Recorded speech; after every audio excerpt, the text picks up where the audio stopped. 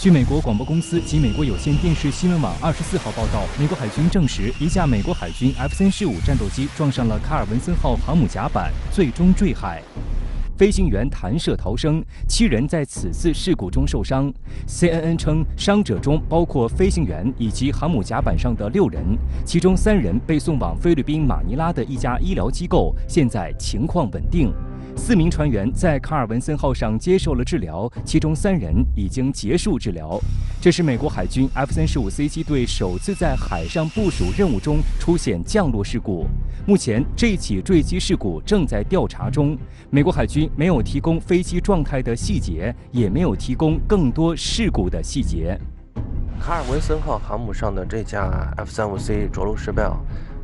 最有可能的原因呢，就是阻拦索呢给断裂了。因为只有这种情况呢，那么断裂的阻拦索它会以这种惯性嘛打到旁边，会伤及呢舰上这些舰员。像其他的着陆失败的原因，比如说像起落架呢断裂，或者是尾钩呢放不下来等等，那它呢单纯用阻拦网呢去进行了拦截就可以了，不至于造成了舰上多人受伤。值得注意的是，美国海军新闻网的报道用拙见小事故来描述此次事故。类似阻拦索断裂的事故并不罕见，但都逃脱不了飞行员弹射加飞机落海的规律。2003年9月11号，美国海军一架 FA-18B 大黄蜂战机在乔治华盛顿号上着舰时，就发生了阻拦索断裂的事故，导致飞机落海，飞行员弹射逃生，舰上多人受伤。2005年1月29号，美国海军一架 FA-18F 超级大黄蜂战机在小鹰号上着舰时，也遭遇了相同事故，飞机落海，飞行员弹射逃生。横扫的阻拦索打到一架 SH-60F 海鹰直升机和一架 EA-6B 徘徊者电战机，并导致舰上6人受伤，其中2人伤势严重。2016年3月18号，美国海军一架 E-2C 鹰眼预警机在艾森豪威尔号航母上降落时，也遇到了阻拦索断裂，最终飞机在极限状态下复飞成功，阻拦索则导致舰上8人受伤。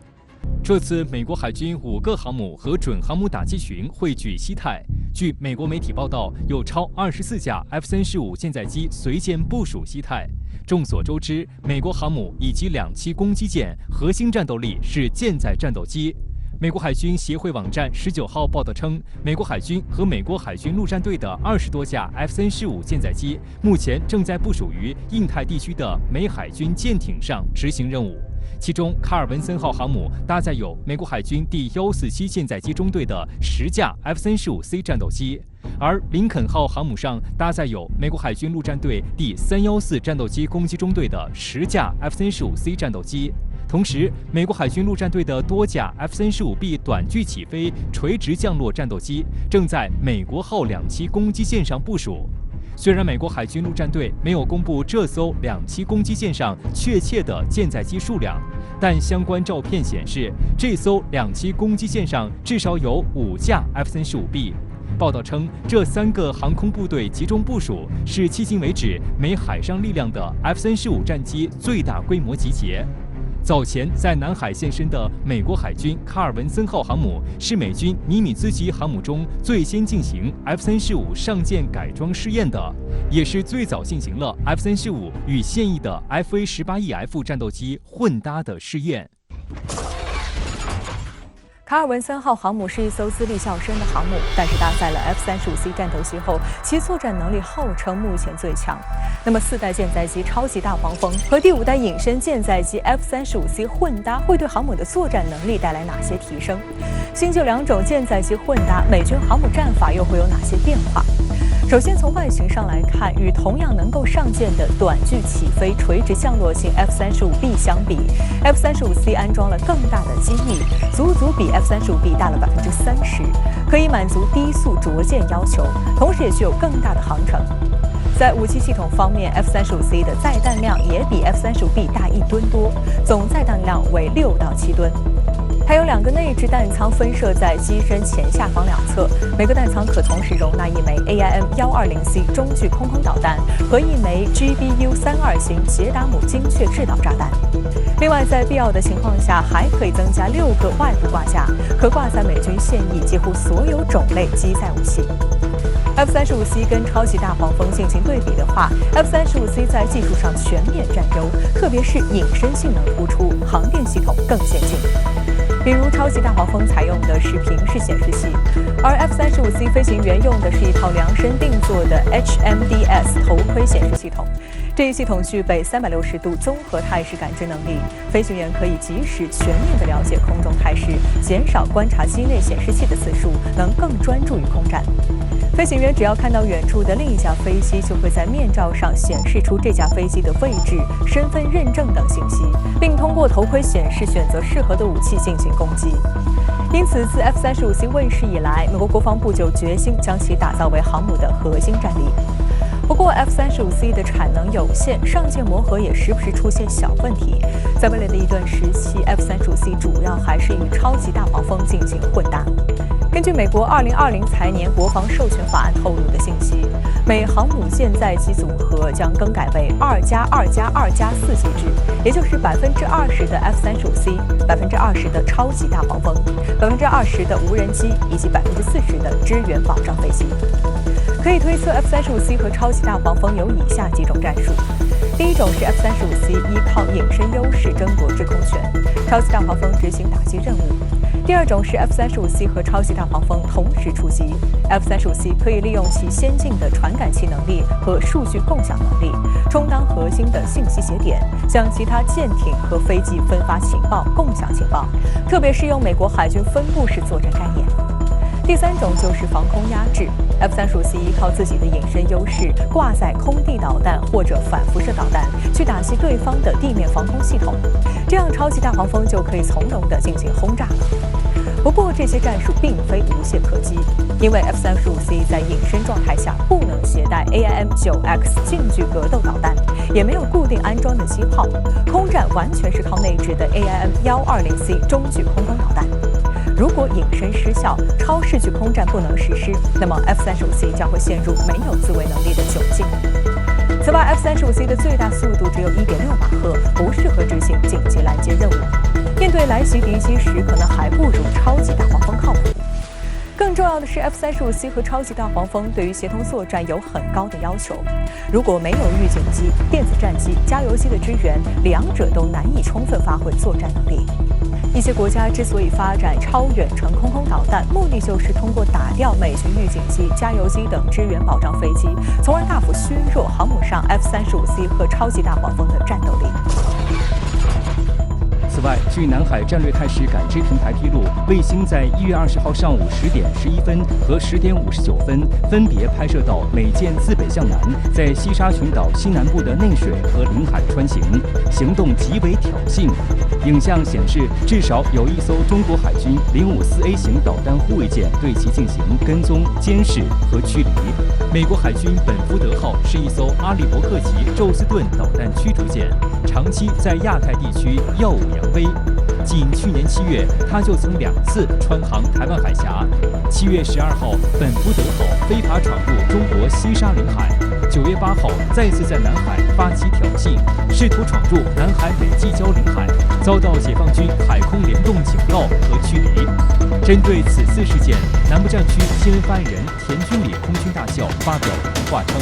中国人民解放军南部战区组织海空兵力对美舰进行跟踪监视，并予以警告驱离，同时警告美方立即停止此类挑衅行径，否则将承担由此引发不测事件的严重后果。战区部队时刻保持高度戒备状态，采取坚决行动，捍卫国家主权安全和南海地区和平稳定。但这次呢，美国在这个时候呢，动用它的航母战斗群进入中国的所关注的海洋这个范围，实际上应该说是在试图在试探中国在海洋权益的保护问题上的措施和反应速度。同时呢，美国也想借这种举动宣扬美国在这个海域借着它所谓的自由航行的权利，在彰显自己的军事实力。根据美国海军协会网站1月18号报道，目前已经有3艘航母和2个两栖打击群部署在西太地区。由于其中2艘两栖攻击舰可搭载最先进的 F-35B 闪电2战斗机，所以被称为所谓的闪电航母。美军在新年伊始就在中国周边摆出3+2航母群和准航母群的大阵仗，充满挑衅的味道。根据美国海军公布的资料，1月上旬，卡尔文森号航母打击群及埃塞克斯号两栖戒备群先后进入南海水域。卡尔文森号在1月9号出现在巴拉巴克海峡，这是美军2022年新年来首次进入南海地区，同时也是自去年10月后，卡尔文森号时隔2个多月再次进入南海。而埃塞克斯号两栖戒备群此前则是部署在中东，任务结束后从印度洋穿马六甲海峡，于11号深夜抵达南海。林肯号航母打击群于1月10号离开加州圣迭戈进行部署，目前已经抵达日本东南方向。此外，美国号远征打击群位于台湾东南方向，里根号航母则在日本横须贺港口内。如果将里根号航母算上，那么中国周边有3艘美国航母和2艘大甲板两栖攻击舰。我们值得关注的是，在整个的这次的演练过程中呢，其实美国除了出动航母战斗群之外呢，它还动用了两栖攻击舰，实际上也是在对外宣称呢，必要的时候它可以发挥它的两栖作战的能力。也有观点认为，尽管美国多艘航母、大型两栖攻击舰云集亚太，看起来挺唬人，其实这种情况不会维持太长时间，也是拍张合影就走。卡尔文森号航母打击群和埃塞克斯号两栖戒备群已经在海上漂泊了几个月，马上会返回母港进行休整。从某种程度来看，可以说是林肯号和卡尔文森号在西太交接班，导致美在西太航母和大型两栖战舰突然增多。美国航母打击群可能会借机合练一下，但此后部分舰艇就会各回各家，各奔东西。因为它和伊朗的这个谈判呢，就是伊核协议的谈判呢，进展也不是那么乐观。那这样一来，中东需要美国的军力继续在这里保持，那么亚太呢，或者是印太呢，它要形成一种绝对优势，所以它的兵力呢还是不够用。但是为了达到所谓的这个印太再平衡或者亚太再平衡吧，它还是要把60%的舰艇和飞机呢部署在印太地区，来维持它的这种威慑的能力。近日，美国海军内华达号战略核潜艇驶入关岛基地。内华达号属于俄亥俄级战略核潜艇，该型艇可搭载24枚3x潜射洲际导弹，每枚导弹可携带8个 W88核弹头。一般来说，战略核潜艇的行动属于军事机密，5大常任理事国都很少主动公布相关行踪。上一次公布还是2016年10月，美军宾夕法尼亚号战略核潜艇部署关岛。当时，美国媒体称，这是美国海军弹道导弹战略核潜艇近30年来首次在关岛部署。因为上次美国公开向关岛派出战略导弹核潜艇，还是在上世纪1988年，当时冷战尚未结束。分析认为，内华达号战略核潜艇所配备的导弹射程在11000公里以上，部署到距离中国不到3000公里，离俄罗斯也只有5000公里左右的位置上，对它自身的安全也没有什么好处。若其前出到这个位置，返回时很可能遭其他国家攻击型核潜艇跟踪。而美军选择当下高调公布这一消息，在第2岛链部署近200枚核弹头，足见美国是多么下血本。有观察指出，美军一反常态的冒险在这里部署战略核潜艇，意在向外界展现其强大的核力量，威慑潜在对手，同时也向其亚太地区的盟国做出表态。事实上，这是在表明美国呢希望能够让周边他所认为具有这个威胁的国家知道，美国可以在关岛部署它的弹道导弹核潜艇。这意味着在相关海域，美国拥有了自己的导弹反制能力。因为美国一直担心呢，周边国家和地区的导弹对于它的关岛基地会构成威胁。日前，美本福德号导弹驱逐舰未经中国政府批准，非法闯入中国西沙领海内水，被中国海军警告和驱离。解放军南部战区国防部先后对美挑衅行动进行严厉敲打，罕见以免不测事件警告对方，要求美方立即停止此类挑衅行径。美舰在南海横行霸道可谓由来已久，屡教不改。选择这一节点挑衅，想达到什么目的呢？张先生。那么我觉得他的目的呢，主要是增大他的挑衅的这种力度，因为我们知道在这个中国这个马上就要进入中国的这个春节这样的一个时候他进行这样的一种挑衅的行动，就像进一步的给我们添堵。但是呢，我们也可以看到自从2015年美国开始在南海实施航行自由行动之后，那么这种活动呢，已经是一种常态化的而且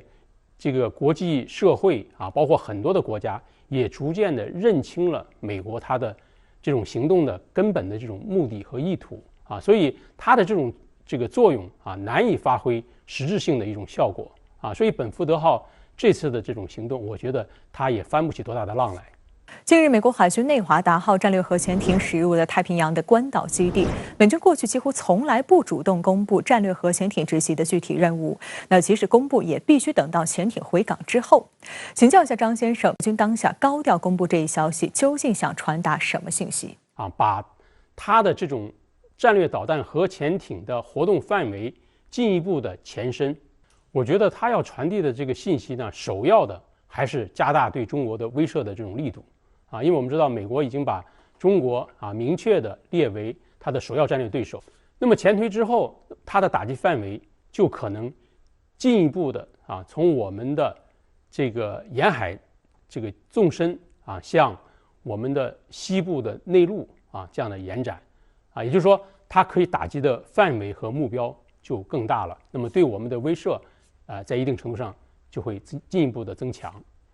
那么第二个这个信号呢，我觉得它是要展示给它的盟国来看的以此来这个显示它的优势地位同时保持它对盟国的这种控制力凝聚力使它能够构建起一个更加这个紧密的围堵中国的这种联盟体系。周三，印度将在首都新德里举行阅兵式，庆祝第73个共和国日。从阅兵彩排上来看，除了颇受欢迎的摩托车叠罗汉表演，还有哪些新型武器装备值得关注？印度长期作为武器进口大国，终于开始武器出口。印度宣布与菲律宾达成协议，将出口印俄合造布拉莫斯反舰导弹。那么此前无人问津的布拉莫斯导弹为何会得到菲律宾的青睐？一旦部署，会对南海局势产生怎样的影响？近日，印度多次进行共和国日阅兵式的彩排，英媒表示，空中飞行表演将是此次阅兵式的亮点。据印度空军官员此前在飞行表演新闻发布会上透露，来自印度海陆空三军的多达75架不同的战机将参加1月26号的飞行表演。参演机型包括7架最新的阵风战斗机，以及苏30战斗机、美洲虎攻击机、C-130J 运输机、米35武装直升机、米格29K 舰载机和 P8I 海上反潜机等。共和国日阅兵一向是印度年度外交日程的重头戏。几十年来，印度保持着邀请外国领导人担任主宾观礼的传统。不过，据印媒报道，由于新冠病毒奥密克戎肆虐，尽管印度提出正式邀请哈萨克斯坦等中亚国家的领导人婉拒出席印度共和国日庆祝活动。去年的共和国日阅兵式上，英国首相就曾因为新冠疫情而取消了印度的行程。从彩排的画面来看，阅兵式仍将上演颇受欢迎的叠罗汉摩托车表演。印度阅兵钟爱摩托车特技表演，其实源自英国。第一次世界大战结束后，战场无线电通讯并不可靠，驾驶摩托车穿越交火区域，传递命令和情报，对信号兵来说是一项非常实用的技能。因此，英军成立白盔摩托车特技表演队，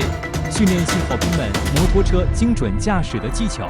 在英军传统的影响下，不少隶属于英联邦的国家的军队也建立了自己的摩托车表演队。印度在独立后仍然保留摩托车特技表演至今。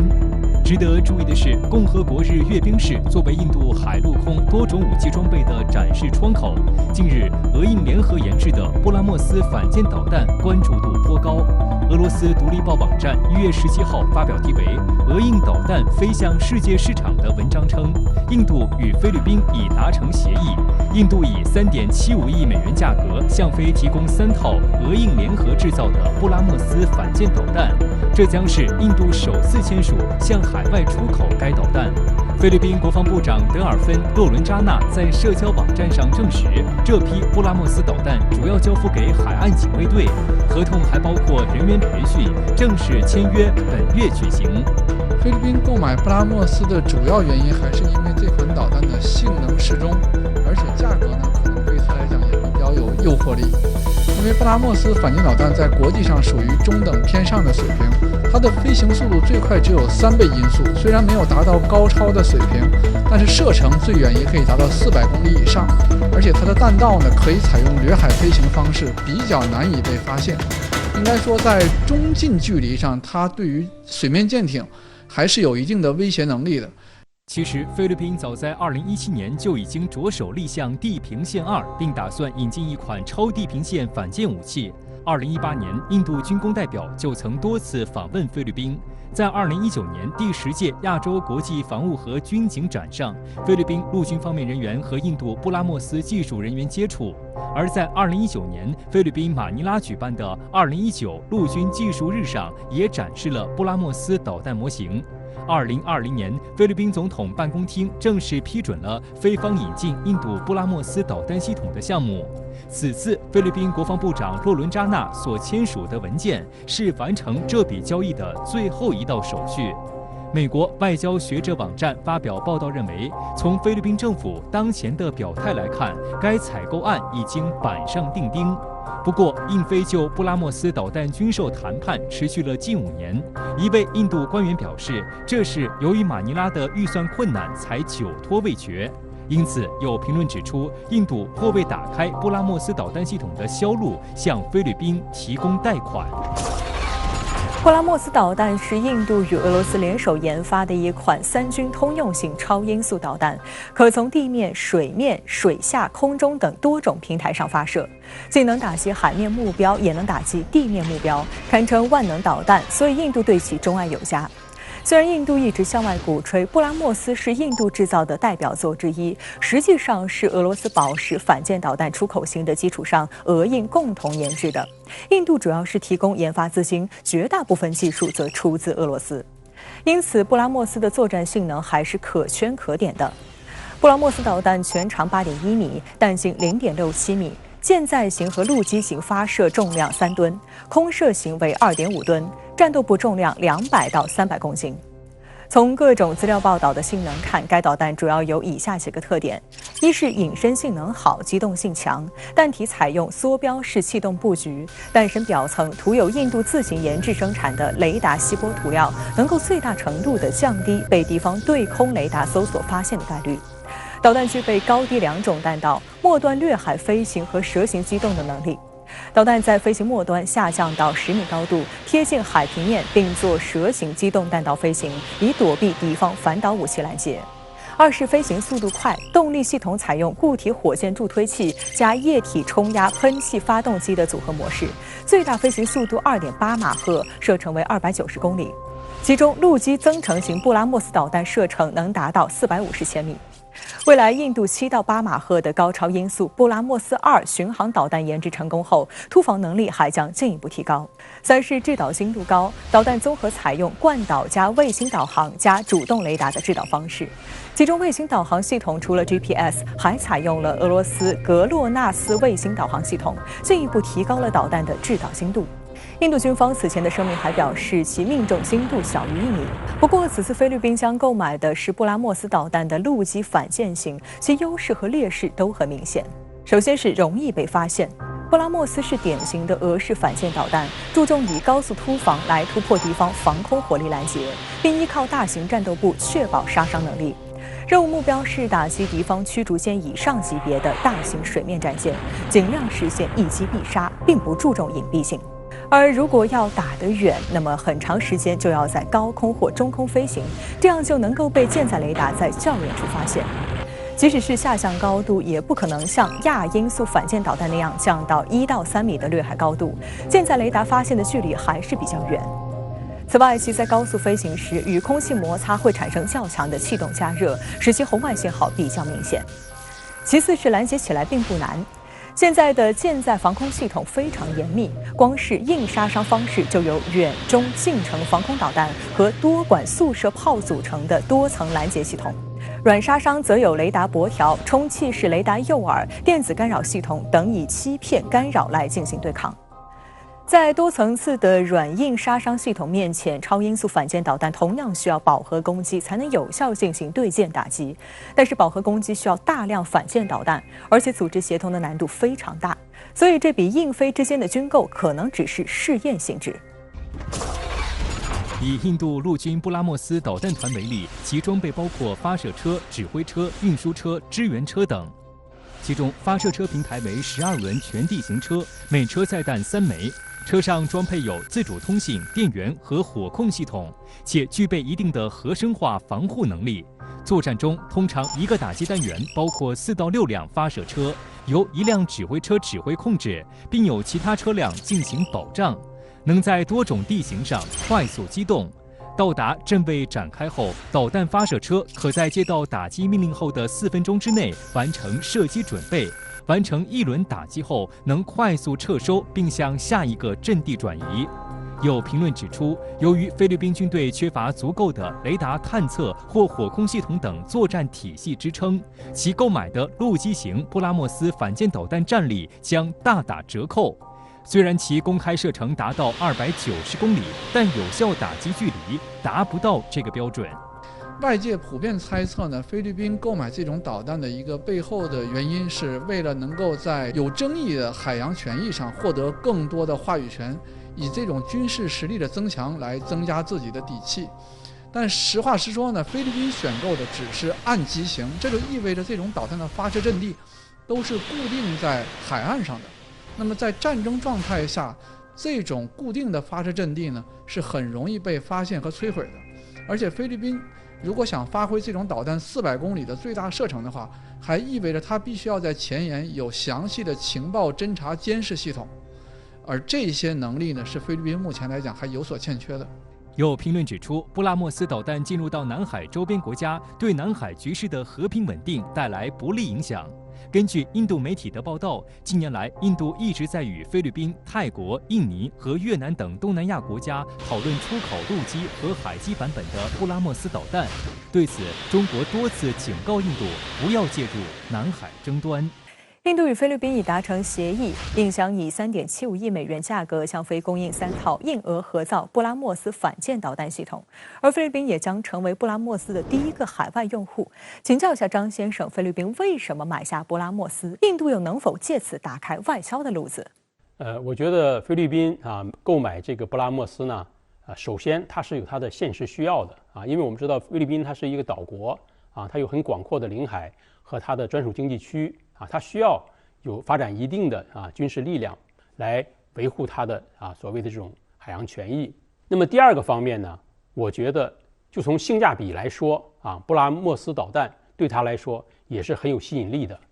因为布拉莫斯呢，应该说它是一个比较先进的反舰导弹，最高时速呢可以达到2.8马赫，它的射程大约是290公里，这样的话可以覆盖这个菲律宾它的主要的管辖海域。那么这样的一个军购合同对于这个推动印度它的军工产品的外销，我觉得肯定会发挥一种积极的这种作用。但是呢，我们也要看到由于印度它整个国防工业体系的这种能力的问题它的导弹的性能，包括其他的一些军工产品的性能，存在着比较多的问题或者说不确定性因素很大，这也可能成为未来印度的军工产品向外销售的一个重要的障碍。1月11号，印度海军新服役的维萨卡帕特南号驱逐舰成功试射了海军版舰队舰布拉莫斯超音速巡航导弹。印度海军称，这次试射是印度的历史性的一天。请问一下崔先生，印度布拉莫斯反舰导弹家族能力有多强？在国际上属于什么等级的反舰导弹呢？首先对这个事件本身啊，印度媒体我看有报道说这是历史性的一刻，我觉得这有点耸人听闻，确实有点耸人听闻。这只能说呀，是对他维萨卡帕特兰这一级的驱逐舰来说，标志着他啊具备了这个作战能力，能用了，能打了啊。这对他这型驱逐舰的发展来说是一个历史性的时刻。但是你说对整个印度海军，我觉得是远远谈不上，因为布拉莫斯这型弹呢是俄罗斯的技术，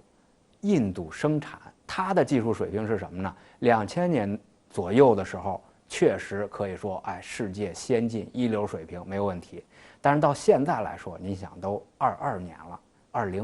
了，这种超音速反舰导弹啊，确实一抓一大把。我们要不要重视它？啊，我觉得还是得重视。啊，虽然它性能已经不先进了，但是我们得看到印度海军啊，印度国防部这个科研系统一直在积极的谋求对它做改进，甚至提出说要搞一个布拉莫斯2型。而这个新的布拉莫斯的话，它有一个很重要的特点，它是高超音速的反舰导弹啊。如果这一款新的布拉莫斯能很快的研制出来的话，那确实咱们还是得重视的，高看它一眼。1月18号，印度海军兰威尔号驱逐舰发生爆炸事故，造成3人身亡。这艘服役42年的老舰兰威尔号爆炸原因是什么？本应退役的高龄为何依然担当印度海军主力？印度总理莫迪提倡印度制造，为何军队还是在用老旧的进口武器？1月18号，印度海军确认了爆炸事故的发生。据报道，事故发生在当天下午4点30分到5点之间。当时，兰威尔号驱逐舰正停靠在孟买海军造船厂。印度海军表示，船员们响应迅速，情况很快就得到了控制，爆炸也没有造成重大破坏。